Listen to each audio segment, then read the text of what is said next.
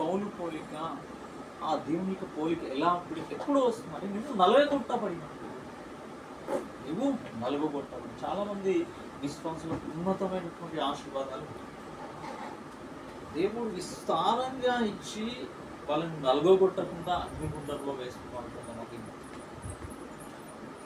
కానీ తనకి ఇష్టమైనటువంటి వ్యక్తులు ఉన్నారు లేదు, తనకి ఇష్టమైనటువంటి వ్యక్తులు ఏం చేస్తున్నారు? నలుగొట్టి హింసించి సమస్యను సృష్టించి ఏం చేస్తాడంటే అన్నిటి మీద ఏం చేస్తాడు? యామ తీసేసి దేవుని పోలికత్వం, దేవునికి స్వభావం వచ్చేంత వరకు ఏం చేస్తాడు? పరీక్ష.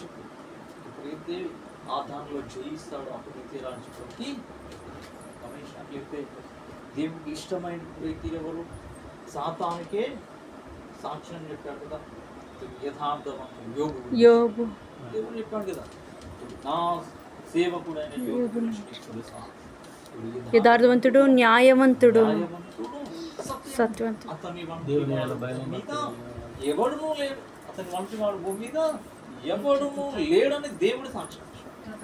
మనుషులు కాదు, సాక్ష్యం ఇచ్చింది ఎవరు? దేవుడే సాక్ష్యం ఇచ్చాడు. అంటే మనుషులు దేవుడే సాక్ష్యం. అంత యథార్థవంతుడు, అంత న్యాయవంతుడు, అంత దేవుని ఇష్టాను, దేవుని ఇష్టపడేటువంటి వ్యక్తి ఎవరు కూడా లేడు. దేవుడు సాక్ష్యం ఇచ్చిన వ్యక్తిని దేవుడు ఏం చేశాడు? నలుగురు.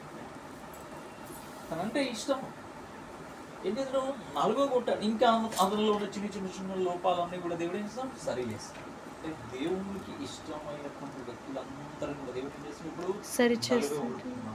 ఈ నలుగొట్టడం వల్ల సరి చేయబడుతున్నారు. సరి చేయడం వల్ల నీచు స్వారూప్యంలోకి వెళ్తారు. ఈ స్వారూప్యంలోకి వెళ్ళిన తర్వాత ఏమవుతుంది? దేవునికి రాజ్యం. అంటే ఎవరైతే నలుగొట్టబడుతున్నారో, ఎవరైతే సమస్యల వల్ల ఏంలో ఉన్నారో, ఎవరైతే ఇబ్బందుల్లో ఉన్నారో, ఎవరైతే ఇరుకులో ఉన్నారో, ఈ క్రీస్తు చేత నలుగొబడుతున్న వారందరూ ఎవరు? దేవుని పోలికలోకి నడుచుకుంటున్నారు.